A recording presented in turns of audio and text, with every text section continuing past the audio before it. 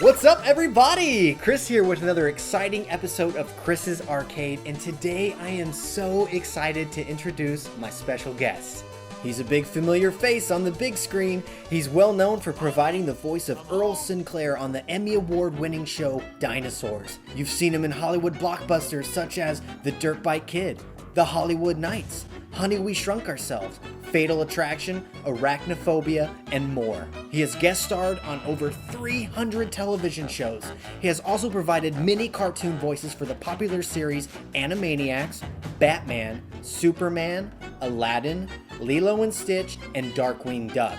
He's also starred in over 35 off-Broadway productions. Ladies and gentlemen, I give to you the 5-time nominated and Cable Ace Award winner for HBO's award-winning series, Not Necessarily the News, the one and only Stuart Pankin. Stuart, welcome to the show. It's great to be here. It's great to have a gig where you don't have to wear pants. Now, Stuart, let's just jump right into the interview. Your filmography list is just tremendous, and everything you do is just so delightful. Tell me and the viewers how you got started in acting. Well, I got interested in college. I actually signed up in college to be a psychology major. But, you know, the bug was in me. And as soon as I auditioned and got my first play, tiny little part, furniture mover in the first play, that was it. And I fell in love with my teacher director at college, Dave Brubaker, and that was it.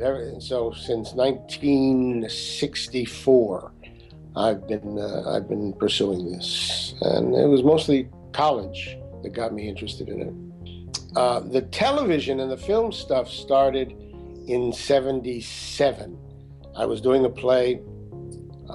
It was actually in the park. I was doing Joseph in the Amazing Technicolor Dreamcoat, which is the first New York production of that particular play. And a call went out for somebody that needed my type, you know, tall, handsome, dashing.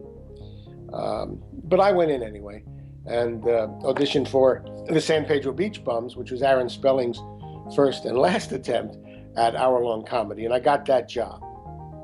So that brought me out to California in '77, and except for the summer theater, you know, I went back there any number of times over the years, over the last 40 years to do plays. We've been here pursuing film and television. Now let's talk a moment about a show that was on HBO called Not Necessarily the News. I don't familiar with that. Yeah, I am. Now, when this show was out, I was barely in diapers. Oh, heck with you, as they say on public television. But I am so happy. Somebody happened to upload it to YouTube, which I'm sure is illegal, super illegal. But with technology these days, I am glad, though, that someone uploaded, because I actually got to watch a couple episodes. And I just have to say, it was absolutely hysterical. Oh, it's a great show. It was a great show. Now, was this show shot live? Oh, no. It was all on film, all in the studio on tape. Never before a live audience. However, in the early days of the show, they played the show at a studio in front of people to get a live reaction. And then I guess they sweetened it. But the show was always on film, on location, and we were on a lot of locations, or on tape in the studio. There were studio days and there were location days, and that was the way that worked. Now, your character, Bob Charles, with the nightly news on that show was just hysterical. But one of my favorite sketches is when it was the Christmas Carolers and Hot Cider sketch. You mean when we're all standing around singing Christmas carols? Nope. No. Christmas Carolers came to your...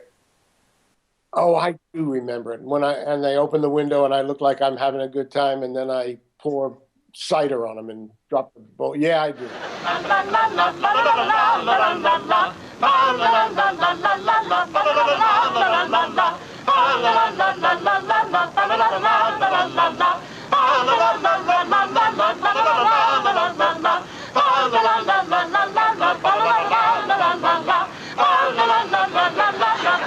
Honey, is the hot cider ready for the carolers yet? Here you go.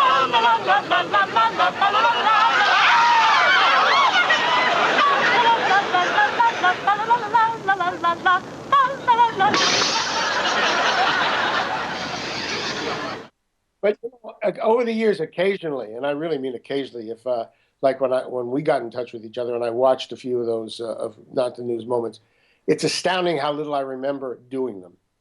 I mean, if I have any memory at all of them, it's having watched them. I don't remember doing most of that stuff, but I'm glad you did.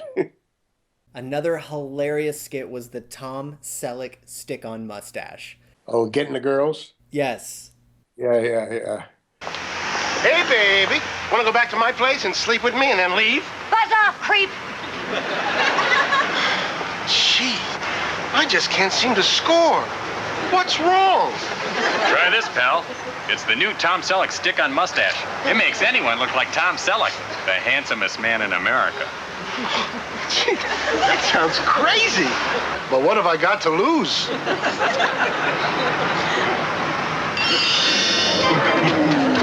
I remember one day when I was filming Magnum PI, the director said to me, The Tom Selleck stick-on mustache. It'll make a sex symbol out of practically anything.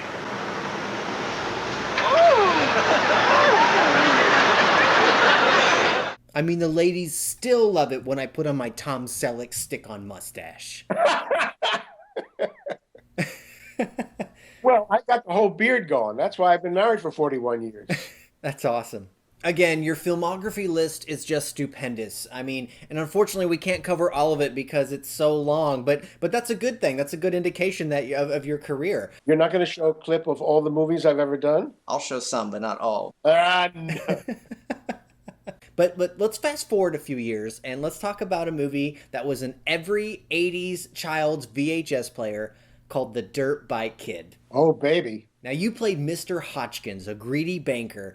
Tell me, what was your most favorite part about working on that movie?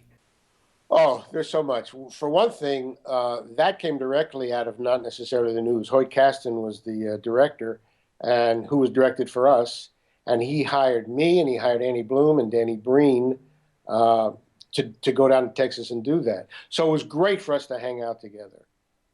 It was just a fun script. A little bit of a mustache twirling a villain.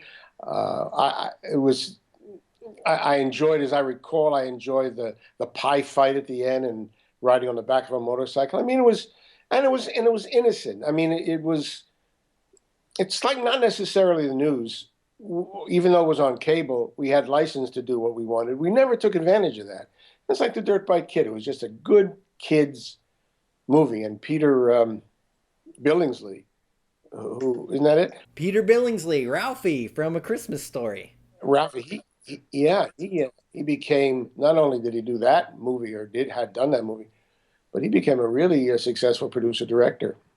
So it worked out great, and I still keep in touch all the time with Annie and Danny and Mitch Lawrence from Not Necessarily the News, Lucy Webb. Yeah, but The Dirt Bike Kid, it was fun because we just got to hang out together down there and do a fun, innocent script. Let's talk about the horror thriller film Arachnophobia. Now, this film still gives me the willies today. I mean, a wonderful cast. Yourself, Jeff Daniels, John Goodman. I've heard of all these people. Brian McNamara, Harley Jane Kolzak, Peter Jason, who is still a dear friend of mine, played the coach. Yeah, that's a good movie. I mean, that's a really good, scary movie because a lot of people hate spiders. Matter of fact, the spiders that they used, were New Zealand spiders, and they cost a lot of money per spider. So we had to, before we started shooting, have a spider session. I mean, we had to let the spiders crawl on us so it wouldn't be like, and here's $150 down the tube. So we all did that, and that was kind of interesting. And it still freaks a lot of people out. A lot of people are, still a little squeamish about spiders. I mean, this film is still just incredible. Yeah, I've seen it a few times, and it's still scary and it's still good. And there's so many good people in it too. But Frank Marshall, the director, made it all so. It's one of the few major movies that I never read for. I didn't, I went in and I talked to Frank, and we just talked a little bit, went home, thought nothing about it, and all of a sudden I got the part, and I've always been grateful to him for that. And as a matter of fact, he put me give me a small part in Congo, which was one of his next movies. And I said, geez, Frank, thank you. He says, well, I will need to let the audience know that people can laugh at this movie. So he wanted somebody with a comic background to be in it. And I'm grateful for that too. Now, Stuart, I have to ask this question. As a celebrity, as yourself, do you, or should I say, did you ever get starstruck? Not when I'm working with the people. I had never met John before that particular movie. Then we did The Artist together. We were in The Artist together later and had a nice chit chat about that. I love, when I first came to California to do the San Pedro Beach Bums, I loved going to lunch at the commissary. And the guys used to tease me because I always wanted the seat facing the door to watch these actors come in. And because in that way, I still do. I still like seeing celebrities. No matter how many times I work with them, no matter how many times I see them, I still like it. Starstruck, no, because you can't do that. I mean, if you walk on the set with reputable, famous people, famous actors, you can't have your tongue tied. I mean, I did a play in New York. You're too young to remember all these people, but it was the Three Sisters in New York, and it had Denham Elliott, Rosemary Harris, Tova Feldshuh, Margaret Hamilton, the witch from, and a lot of people like that. Austin Pendleton, Rene Aubergenois, people who have since gone on to fame and fortune in the film world. But my first day on that set, and I replaced a guy, my first day walking on the set, and those people are standing around, and I have to go in and do a scene that they've already rehearsed.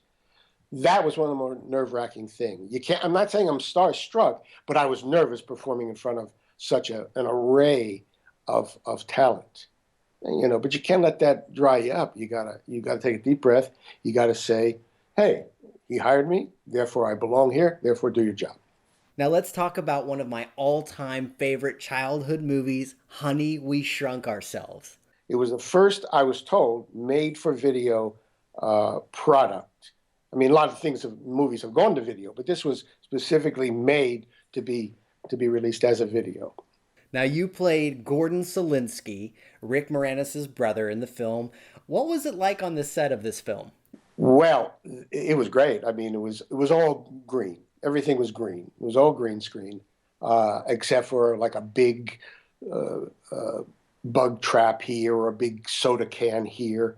But yeah, you had to do like actors have done in special effects movies for years. If there's a big thing, you got to react to some, AD waving over here.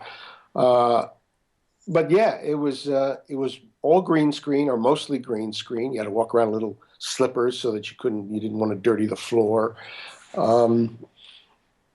And they told us what it was going to be. They said, like, this is the bumps on the floor. This is it's a rock you have to jump over. This is a table lay. You're going to be jumping into a mat, but on screen, the audience is going to see you sliding down a table.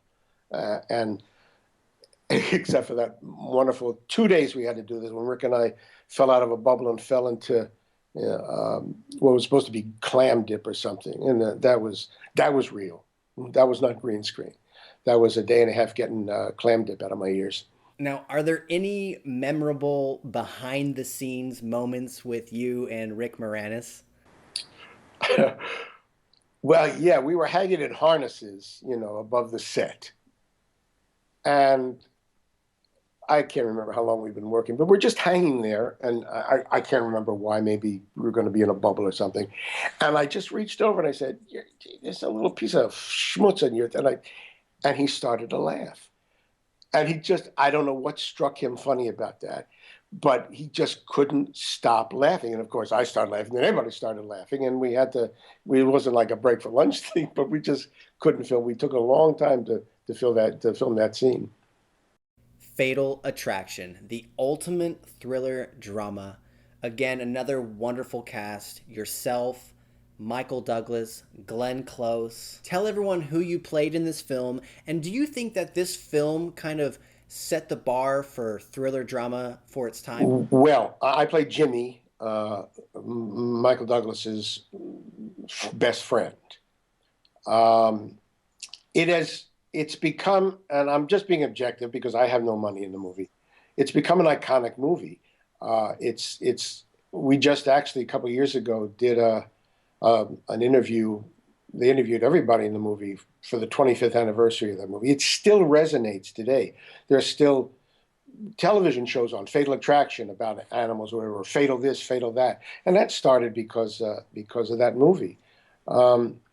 They're still calling women in England who are, tough. They call them bunny boilers. That's become part of the lexicon because of Fatal Attraction. As far as raising the bar, I don't know, but all I do know is that it continues to resonate, and nobody that I've talked to that was involved with the film and heard speak about the film realized how long-lasting the effects of that movie would be. And that's Adrian Lyne. I mean, he was just...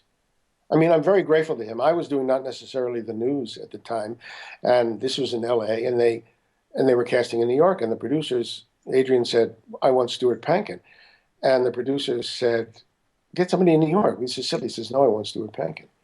And because of that, I flew for a month, once a week, I flew back and forth from L.A. to New York to do that movie. Couldn't be happier. Couldn't be more grateful to the man. I think he did a great job. I mean, it was really his vision that made that movie, as good as it was. So I think it's a terrific, resonating movie. Now we're getting to my favorite part of the interview, the 90s sitcom Dinosaurs. Tell everyone what role you had on this awesome 90s sitcom. Yeah, it was great. I played Earl Sinclair, the father dinosaur of a family of dinosaurs. It's interesting.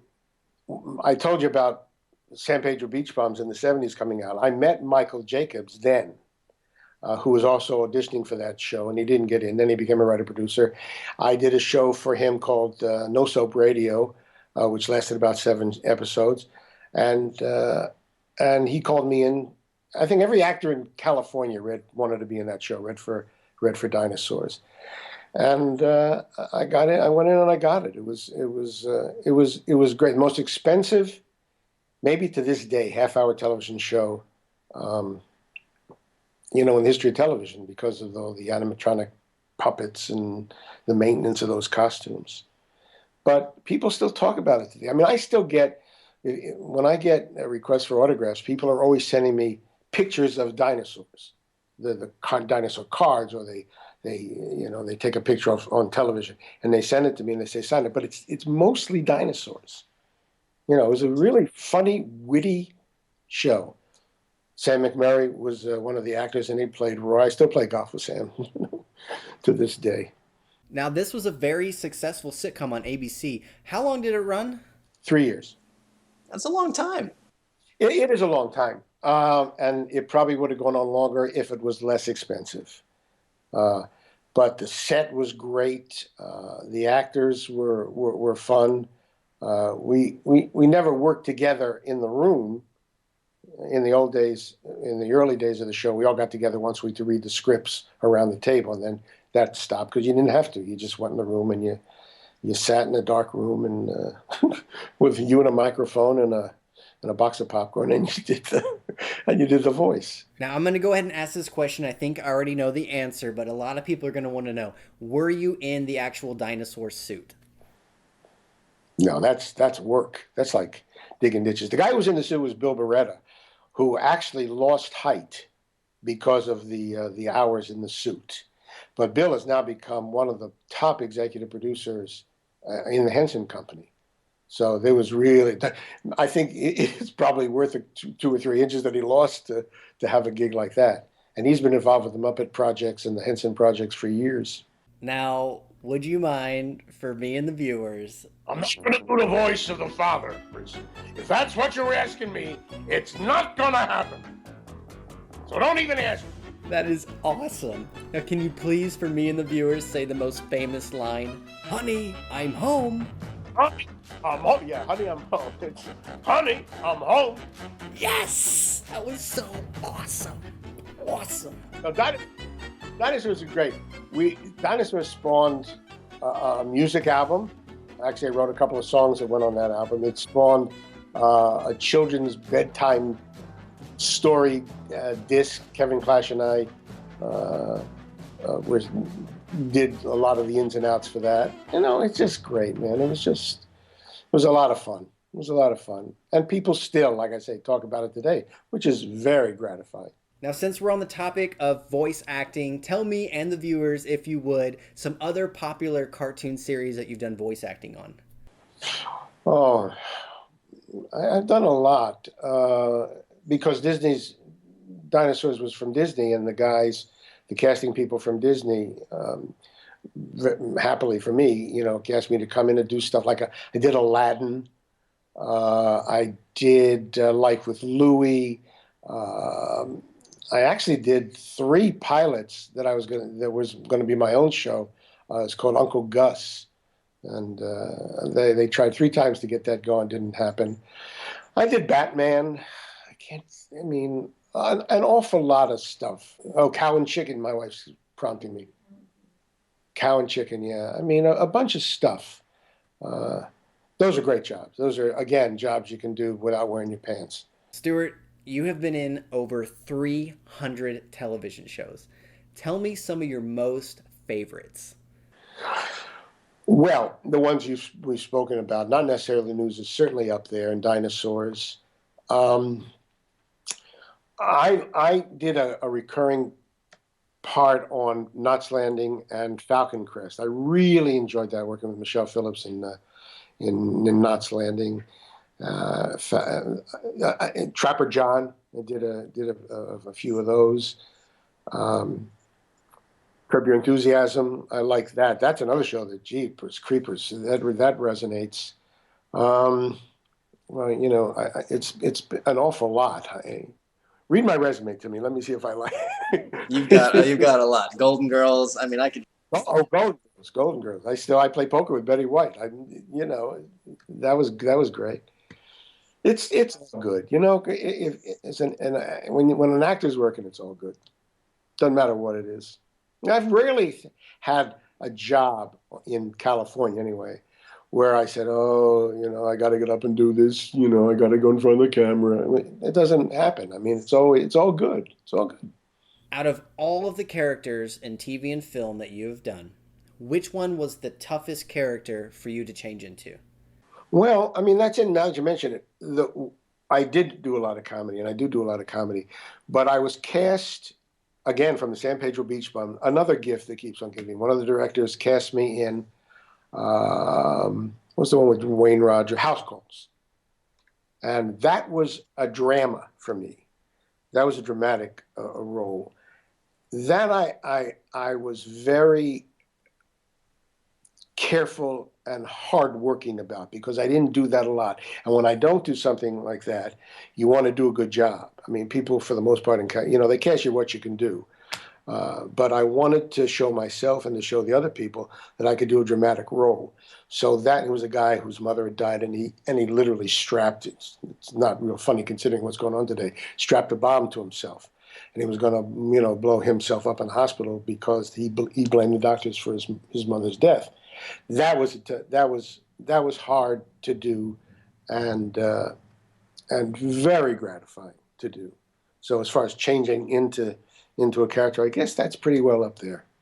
Let's talk about a very popular Disney show, That's So Raven.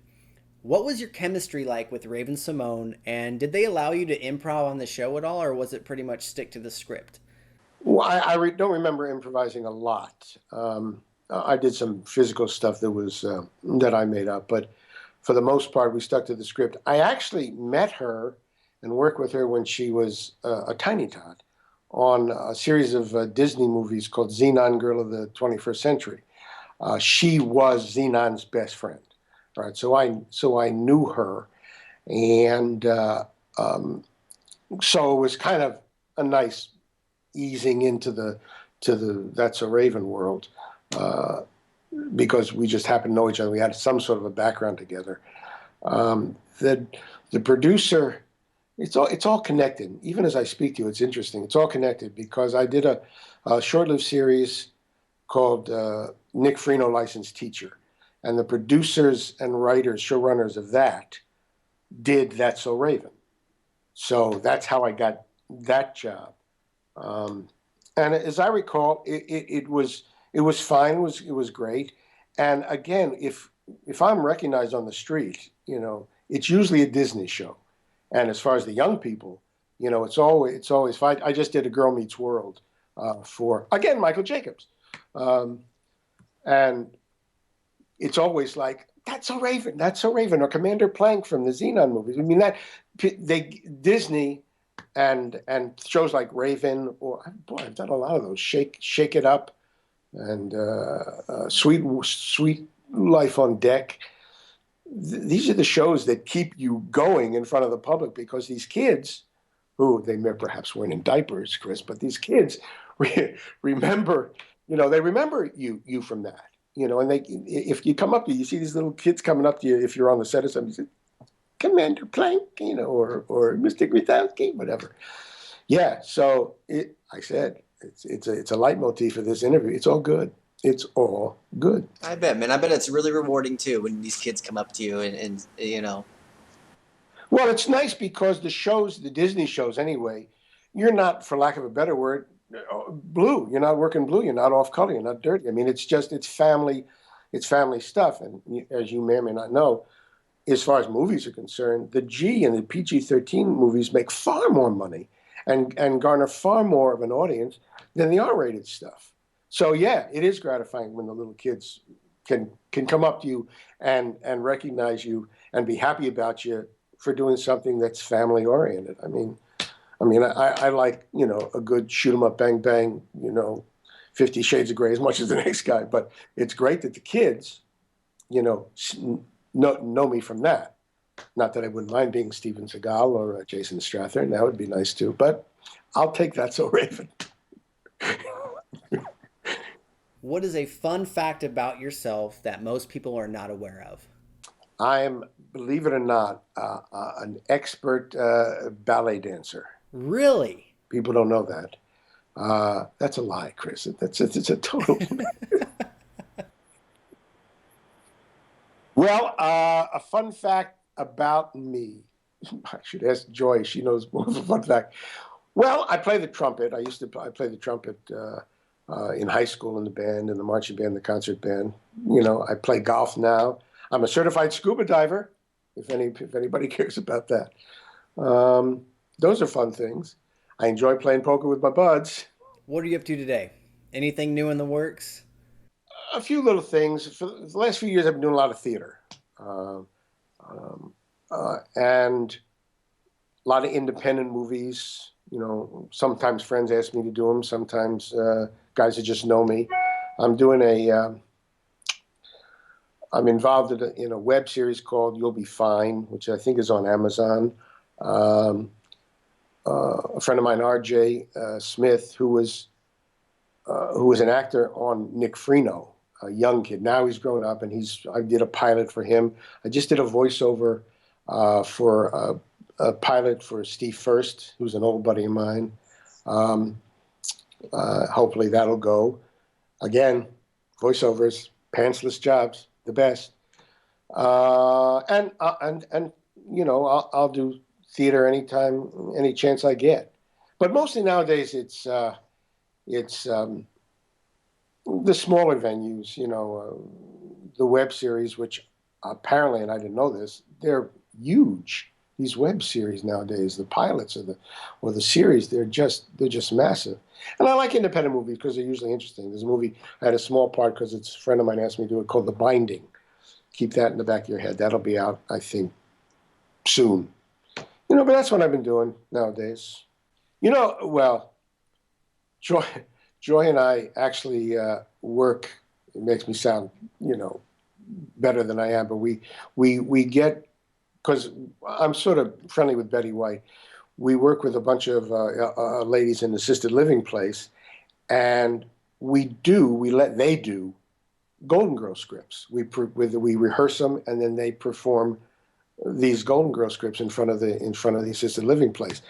That is, I'm not a saint, but that's my wife and I futz with the scripts and make them, edit them, and we love that. We love working together, and these ladies love doing these Golden Girl scripts. Why? Because it's about old ladies, and they look forward to it. We look forward to it. There's an actress named Eileen Graff. Maybe you know of her. She was on Mr. Belvedere for a while, and she's married to Ben Lanzarone, who's a wonderful musician. We do music for the shows. That takes up more time than golf and poker. I mean, that's something we really enjoy doing, and hopefully we'll continue to do that. What is your advice for aspiring actors? Oh, please go into computer programming. That's a tough job. I mean, people used to ask me, or ask me still, you want to teach? And I said, I can in all conscience teach young actors to then release them into a world when there's 95% unemployment. But if you want to be an actor, my advice, and it's hard to say in California, but it's my experience because it's my background, is start with theater. Do as much theater as you can. Don't necessarily stay in Los Angeles or New York. Go to Chicago, go to Pittsburgh, go to Cleveland, go to Cincinnati, go to places with viable theater companies and theater towns. Do that. Also do showcases. Be careful. Do reputable ones, because in LA it's often who you know, and you can always meet people doing that. Do AFI, projects. Do sign up to do AFI student films or any of those other student films. Workshops. 99-seat theater in LA is great. I mean, the truth is, for better or for worse, people do 99-seat theater in LA because they want to do television, they want to do movies. But that works. I mean, you're going to get jobs if you work hard enough and you meet the right people. You got to be prepared. I mean, that's something that was taught to me a long time ago. You just got to be ready. You got to be healthy, and you got to have chops. So when that job comes along, that audition comes along, you're ready. I think you're totally right about the do a lot of theater first. I mean, I don't do a whole lot, but I've been making short films for quite some time.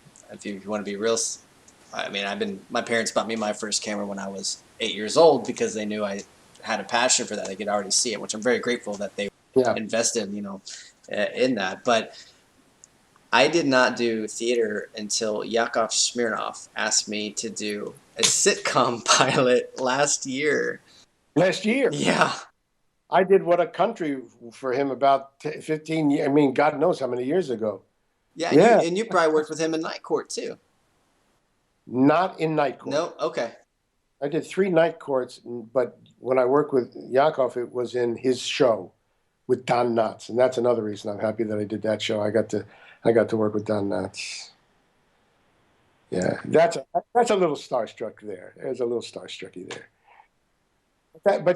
If you want to, if doing short films, I regret over the course of my life turning down, for better or for worse, anything that I've turned down. I won't get into why I turned it down but in hindsight, and I might be wrong, I regret turning down anything I've ever turned down. Because if it was crap, at least I'd have money in the bank. And if it happened to go and I wasn't in it, well, I lost. I didn't get that opportunity. But do everything. I mean, do everything. Is there anything else that you'd like to add before we say goodbye? No, you've covered most of my life. It's frightening how old I've become sitting here listening to you. No, I mean, we talked about the theater, we've talked about television, talked about films. Now zipping into voiceovers and web stuff. It's, you've covered it. It's great. It was real pleasant. Well, Stuart, it has been an absolute pleasure having you on the show. Thank you for entertaining us through the years and continuing to entertain us. Thank you. You are one true class act. It was really pleasant, Chris. Thank you so much. I am very grateful for your time and your generosity, and I just can't thank you enough. It's great. It's an absolute pleasure. Absolute pleasure, Chris. Now you're going to tell me somehow when this is going to be on and where I can watch it. I'll just message you a link. Cool. That's great. I'd appreciate that. Wave bye. Bye-bye. Well, I'm a universal life minister, so I'm blessing everybody. Bye. Guys, thank you so much for watching this episode of Chris's Arcade. How cool was that? How cool was that? One true class act right there. One of the nicest guys I've ever met. I really hope you guys enjoyed this. Please hit the subscribe button below. You're not going to want to miss the Christmas special that's coming up. It's going to be hilarious. Lots of special guests. Guys, thanks again for watching. I'm Chris, signing out.